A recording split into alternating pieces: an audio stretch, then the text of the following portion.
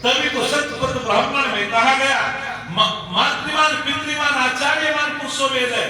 ये दुनिया के लोगों जिसको माता पिता आचार्य सुयोग्य मिल जाते हैं उस संतान का वो भाग्य होता है, वो संतान विद्वान बनती है, वो संतान चरित्रवान बनती है। जिसको माता पिता आचार्य अच्छे मिल जाते हैं। एक घटना मेरे याद आती है। एक बेटी आर्य समाज के संस्कारों से प्रभावित थी, डिग्री कॉलेज में पढ़ती थी और जब अपने घर से तैयार होकर चलती थी तो उसके माता पिता कहते बेटी जमाना बहुत खराब है।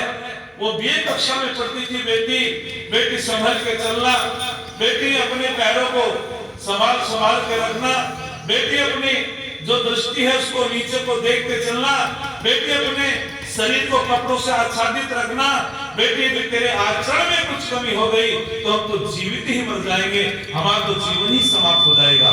इस प्रकार का उपदेश वे माता पिता अपनी बेटी को दिया करते थे। लेकिन जब तीसरे दिन उन्होंने फिर इस प्रकार की बातें कही तो उस बेटी ने कहा कि सुनो पिताजी और माताजी, आप मुझे उपदेश देते हैं बहुत अच्छी बात है, लेकिन आप मेरी चिंता मत करना।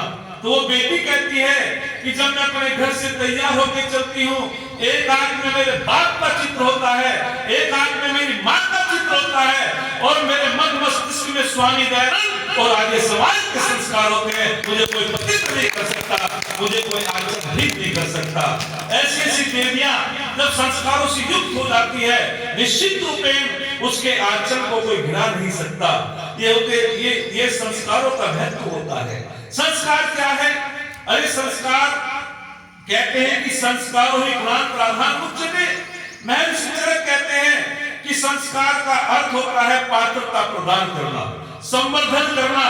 जैसे एक हमारे पास अभी जल का लोटा है, लेकिन जब ये लोटे के आकार में नहीं था तो इसकी कीमत